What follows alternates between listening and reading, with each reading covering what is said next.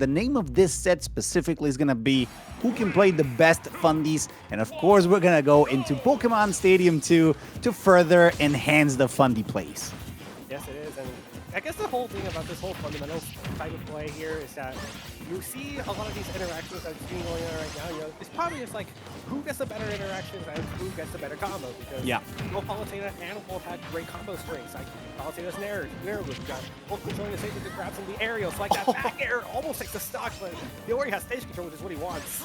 Insanely meaty back air from Wolf. You know that it's extremely powerful, so you cannot let your guard down, especially when such an opponent like Jakal is on the prowl. He's always trying to chase you down, always trying to figure out where you're going to be to find to deal the final blow, which is gonna be super scary. However, Marvale is doing phenomenally, equalizing things, at least in terms of percentage, but still the presence on the stage seems to be a little bit more inclined towards Jakal. He went off just like he was so close to being deadly punished, but instead gets sent into the left side of the blast zone with that beautiful forward smash from Palutena.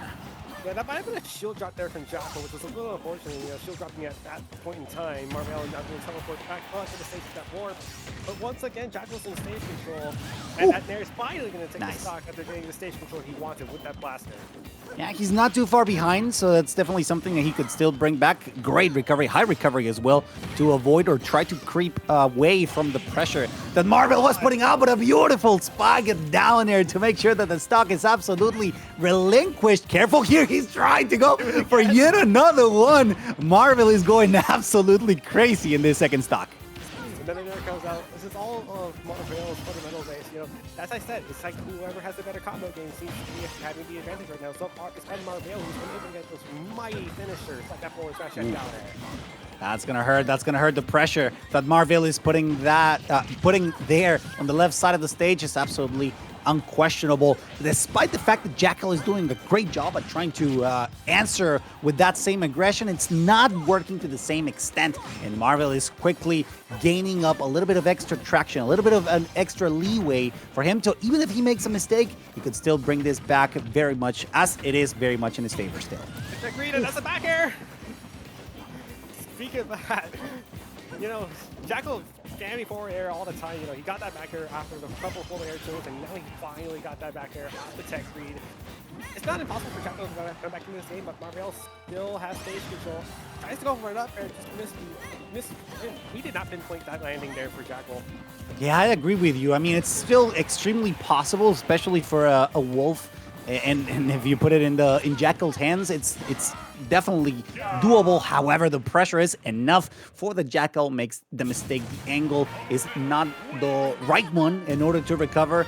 I mean, to be fair, Marvale had a phenomenal a phenomenal beginning of the match. They were playing a little bit more cautious at the very beginning, but after that second stock was taken, it was a complete rush down from this character. Yes, fundies are there, but I dare say that it's more about the reads. Those hard position punishments are providing Marvale with the edge, at least coming into this second game. Remember, this is all best of 3 for those of you people in chat. Yeah, this just goes back to the whole Reese discussion, as we see this narrative coming in here. Good back air dismissed. Marvale was able to get a shield drop to the forward smash in game 1, and in the very same game, he was able to beat Jakal not jumping for that down air. And I do agree. The reads are coming in handy for both these players, but Marvale is just like the player that's so far been taking advantage of those big reads here. Jakal so far is stuck in this position where he can will flush back on the stage, and that's a spike!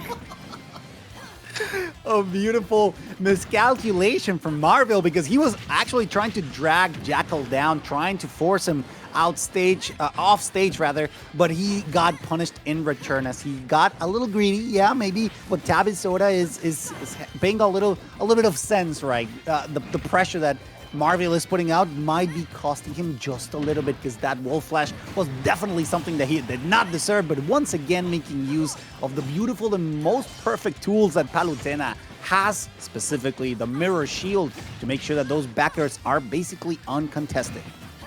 Uncontested if they are challenged up front. I know there are some things that can just hit behind the shield, which is probably the counterplay, but I don't know much about Not Wolf.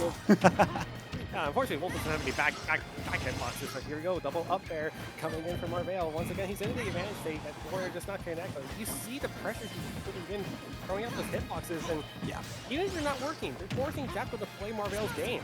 Yeah, and when they do work, it's going to do a lot for Marvale. He's just playing extremely patient, playing a little bit more, extremely textbook, rather, with Palutena, throwing those nairs, waiting for them to connect.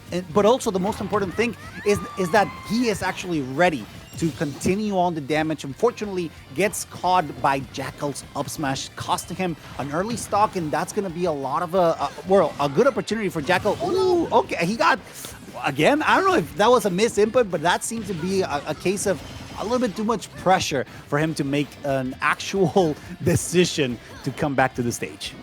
I'm pretty sure that wasn't missing, but you probably need to go angle up and maybe something left to get back under the ledge, and I don't think he meant to go right. But not at all. Now we gotta find out if this actually will cost Jakal in his winner's side journey, because if Marvale can take advantage of this, he got a quick set to winner's finals waiting for him. For sure. However, Jakal has a good opportunity here to bring this set back. I mean, he's picking all the right options. Unfortunately, he got caught in that little mishap earlier, but he's pushing all the right buttons for Marvale to actually get punished. Tries to get the jab reset there. Unfortunately, not getting it. Then Marvale gets a little bit of extra damage to parry. Perfect opportunity to get some damage done, and not being able to catch him off stage. It's going to cost Jakal to force himself into a moment where he has to reposition himself, and of course that's what Marvale actually wants, because that nair basically does taxes for you.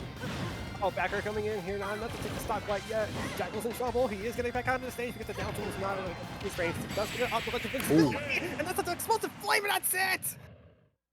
That's a great stuff from Marvale, just being patient enough and recognizing where his windows for opportunity